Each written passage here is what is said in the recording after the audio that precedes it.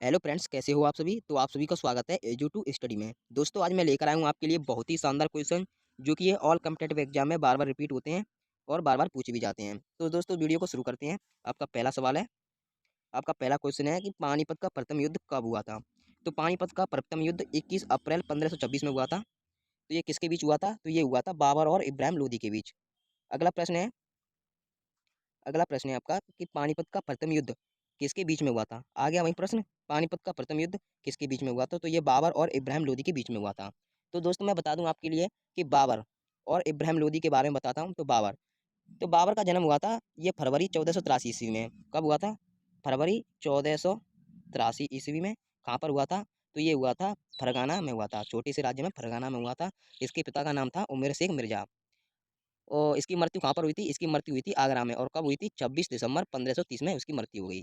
अब बता दो इब्राहिम लोदी। इब्राहिम लोदी का जन्म हुआ था 1480 में। 1480 में हुआ था इब्राहिम लोदी का जन्म। कहाँ पर हुआ था? दिल्ली में हुआ था। इब्राहिम लोदी के पिता का नाम क्या था? तो इब्राहिम लोदी के पिता का नाम सिकंदर खान लोदी था। सिकंदर खान लोदी के पिता का नाम क्या था? तो इसका बहलोल लोदी, जो कि लोदी वंश की स्थापना बहलोल लोदी ने की थी। तो इब्राहिम लोदी के दिल्ली सल्तनत का अंतिम सुल्तान भी माना जाता है, सुल्तान भी था। और लोदी वंश का अंतिम शासक भी था, क्योंकि इसकी पानीपत की युद्ध में ही इसकी मौत हो गई थी। कब हुई थी? 21 अप्रैल 1526 में। कहाँ पर? पानीपत में ही युद्ध में मौत हो गई थी इसकी। अगला प्रश्न है, अगला प्रश्न क्या है?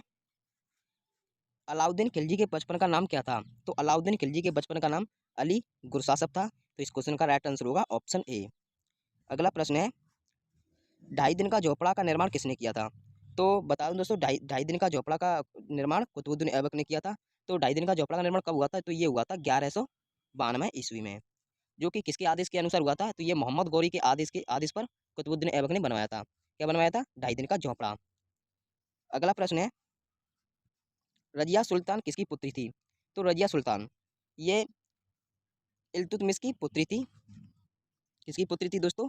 इल्तुतमिश की। तो दोस्तों बता दूं कि ये रजिया सुल्तान किसकी पुत्री थी। तो ये इल्तुतमिश की पुत्री थी।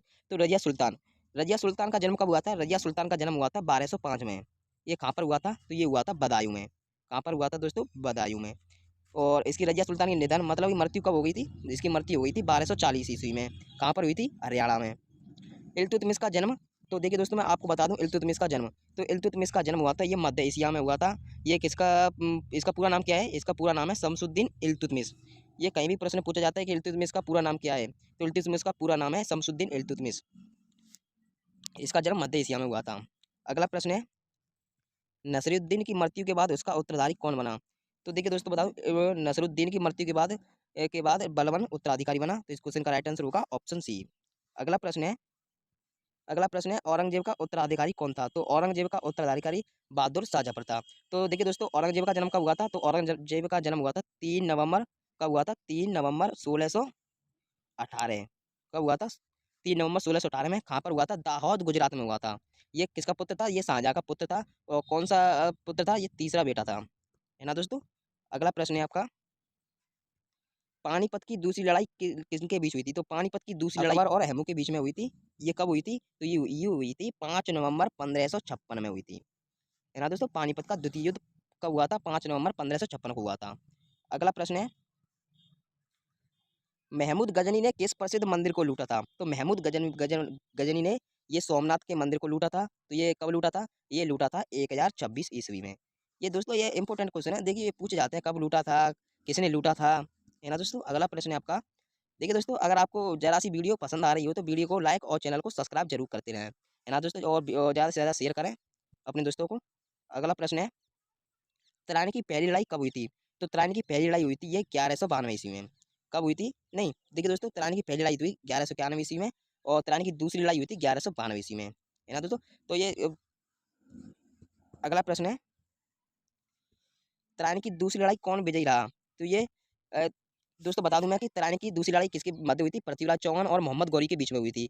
तो इसमें किसकी विजय हुई? मोहम्मद गौरी जीत गया, पृथ्वीराज चौहान को बंदी बनाकर ले गया था। तो अगला प्रश्न है, इस क्वेश्चन का राइट आंसर होगा ऑप्शन नंबर बी। अगला प्रश्न है, प्रसिद्ध फारसी त्योहार का प्रवर्तन किसने किया था। तो प्रसिद्ध फारसी त्योहार का प्रवर्तन किसने किया था। तो ये किया था बलबन ने।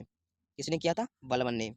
अगला प्रश्न है, यात्री इबन बतूता किसके शासनकाल में भारत आया था। तो यात्री इबन बतूता देखिए दोस्तों, ये मोहम्मद बिन तुगलक के शासनकाल में भारत पर आया था। तो इस क्वेश्चन का राइट आंसर होगा ऑप्शन ए। अगला प्रश्न है, भारत में चिश्ती सिलसिले को किसने स्थापित किया? तो भारत में चिश्ती सिलसिले को किसने स्थापित किया? तो ये शेख मोइनुद्दीन चिश्ती ने किया था। अब बता दूं कि ख्वाजा अबू इसहाक शमी ने 930 ईस्वी में इस संप्रदाय में स्थापना की थी। किसने की थी स्थापना? ख्वाजा अबू इसहाक शमी ने कब की थी? 930 ईस्वी में इस संप्रदाय मतलब इसी सिलसिले को स्थापना की। ये तो सिर्फ और सिर्फ भारत में की थी इसने, है ना दोस्तों। अगला प्रश्न है, सूफी परंपरा में पीर का आशय क्या है? तो सूफी परंपरा का पीर का आशय है सूफियों का गुरु।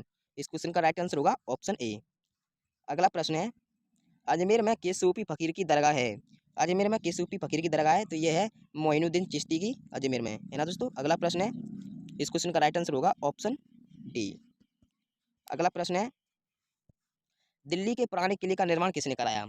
तो इसमें बता दूं कि दिल्ली के पुराने किले का निर्माण ये हुमायूं ने किया था। देखिए दोस्तों, मैं बता दूं कि ये किला दीन पनाहगढ़ के करीब है, जिसे पुराना किला या पुराना किला कहा जाता है। क्या कहा जाता है? पुराना किला या पुराना किला कहा जाता है। ये किसके पास है? दीन पनाहगढ़ के पास है। तो इसकी स्थापना कब हुई थी? इसकी स्थापना हुई थी 1533 में। कब हुई थी? अगला प्रश्न 1533 है, में। किसके द्वारा? हुमायूं के द्वारा, है ना तो दोस्तों। दोस्तों अगला आपको प्रश्न वीडियो है, ज़रा सी पसंद आए तो हमारे चैनल को सब्सक्राइब और वीडियो को अकबर ने लाइक जरूर पंचमहल कर का दें। निर्माण कहाँ तो किया आज था? की वीडियो तो को यहीं अकबर ने खत्म करते पंचमहल हैं। का निर्माण जय ये हिंद, किया था जय भारत। फतेहपुर सीकरी में। और ये कब हुआ था? 1571 तक। कहाँ से कहाँ तक? 1571 से 1585 तक हुआ था। अगला प्रश्न है, शिवाजी के गुरु कौन कहलाते थे? तो शिवाजी के गुरु रामदास कहलाते थे। तो इस क्वेश्चन का राइट आंसर होगा ऑप्शन नंबर बी हो जाएगा। अगला प्रश्न है, मुगल शासक की राज्य भाषा क्या थी? तो मुगल शासक की राज्य भाषा ये थी फारसी। इस क्वेश्चन का राइट आंसर है ऑप्शन ए। अगला प्रश्न है, शिवाजी के प्रशासन में पेशवा किसे कहा जाता? तो शिवाजी के प्रशासन में पेशवा प्रधानमंत्री को कहा जाता था। इस क्वेश्चन का राइट आंसर हो जाएगा ऑप्शन 200 ए। अगला प्रश्न है, अगला प्रश्न क्या है दोस्तों, बता दूं। अकबर ने आरंभ के दिनों में उनका संरक्षक कौन था? तो ये है ना बात। तो देखिए दोस्तों, अकबर के आरंभ के दिनों में संरक्षक कौन था? तो ये बैरम खान था। कौन था? बैरम खान। अब बैरम खान के बारे में बता दूं मैं कि बैरम खान का जन्म कब हुआ था? तो बैरम खान का जन्म हुआ था 1501 ईस्वी में हुआ था। 18 जनवरी 1501 में हुआ था। ये कहाँ पर हुआ था? ये बदक बदखसान।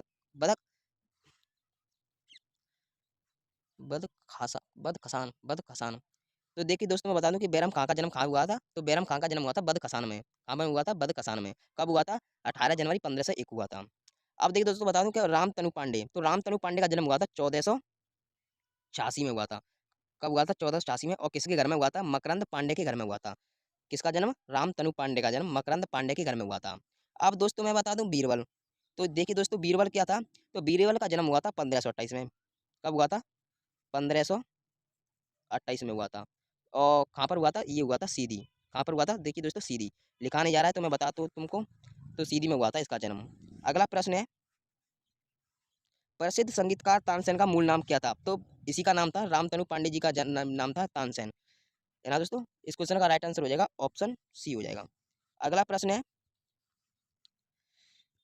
रामायण का अनुवाद फारसी में किसने किया था? तो रामायण का अनुवाद फारसी में किसने किया था? बदायूनी ने किया था। तो इस क्वेश्चन का राइट आंसर होगा ऑप्शन ए।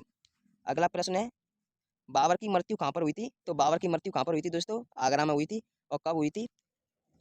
तो आपको इसका आंसर कमेंट बॉक्स में देना है कब हुई थी। तो ये हुई थी, चलो मैं बता दूं, 26 दिसंबर 1530 में हुई थी। कहाँ पर हुई थी? 1530 में हुई थी और आगरा में हुई थी।